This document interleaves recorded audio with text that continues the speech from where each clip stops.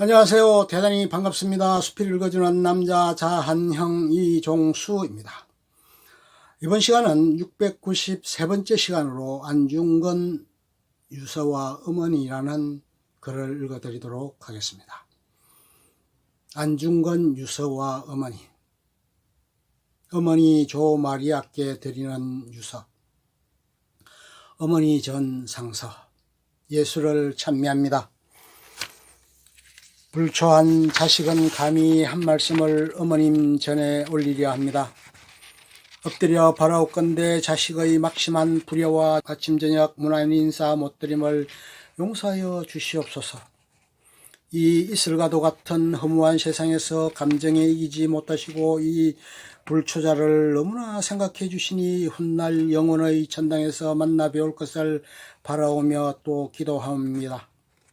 이 현세의 일이야말로 모두 주님의 명령에 달려있으니 마음을 평안히 하옵기를 천만번 바라올 뿐입니다.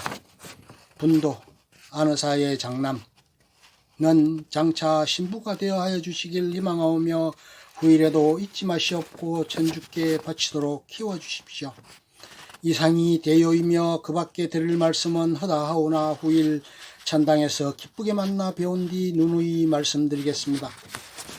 위아래 여러분께 문안도 드리지 못하오니 반드시 꼭 주교님을 진심으로 신앙하시어 후일 천당에서 기쁘게 만나 배웠겠다고 전해주시기 바랍니다. 이 세상의 여러가지 일은 정건과 공건에게 들어주시옵고 배려를 거두시고 마음 편안히 지내시옵소서. 아들 도마울 아내에게 남긴 유서.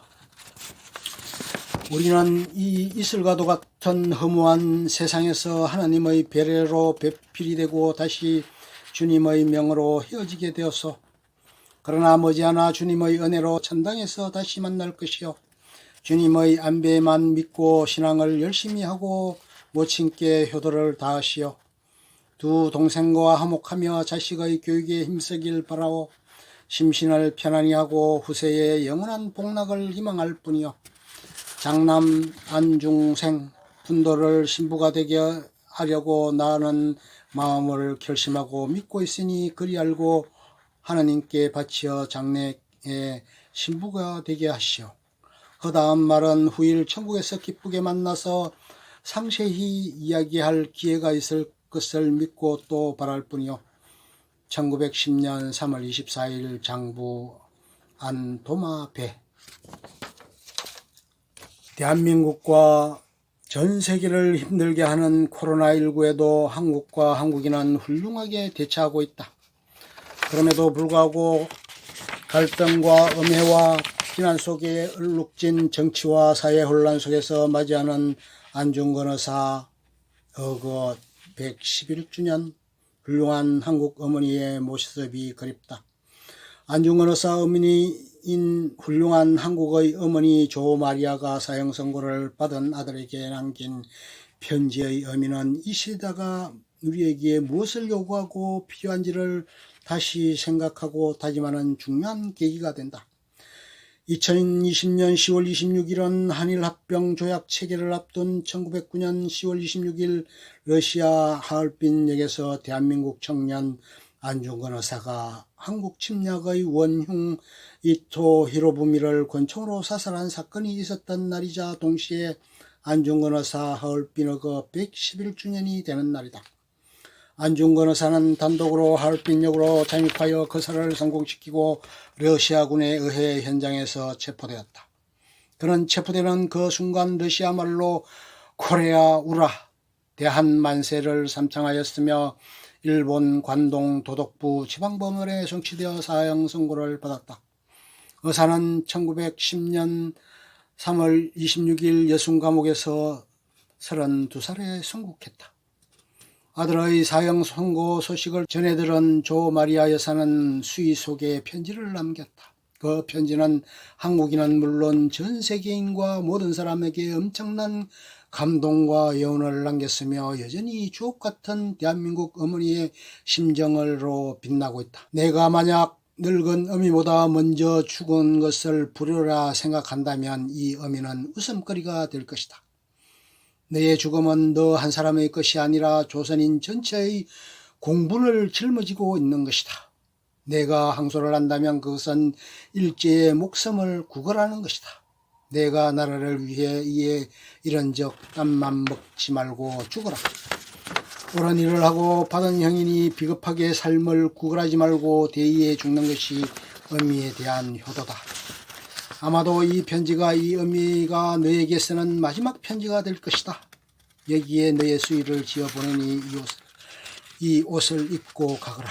어미는 현세에서 너와 재회하기를 기대치 않으니 다음 세상에는 반드시 선량한 천부의 아들이 되어 이 세상에 나오느라. 하물며 하찮은 미물도 자기 새끼를 위해 죽는데 이 세상에서 자기 자식을 소중하게 여기지 않는 어머니가 어디 있을까?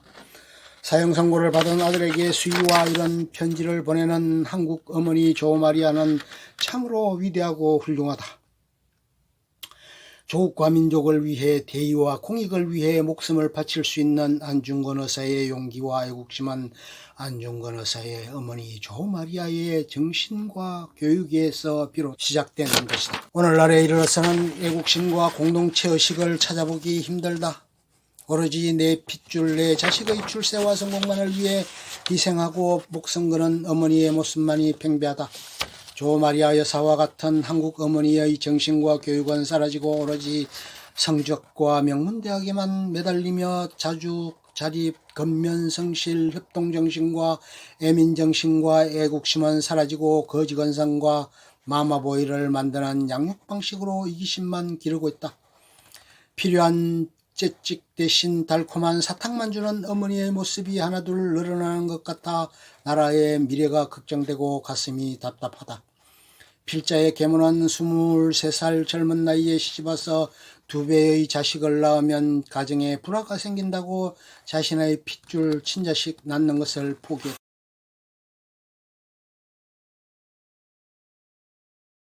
피 한 방울 섞이지 않는 삼남매를 친자식보다 더 귀하고 엄하게 키워주시면서 가족보다 이웃을 먼저 생각하고 가난하고 약한 자를 먼저 돕고 나라와 공익을 위해 솔선수범하고 정직하게 살라고 가르쳐 주었다.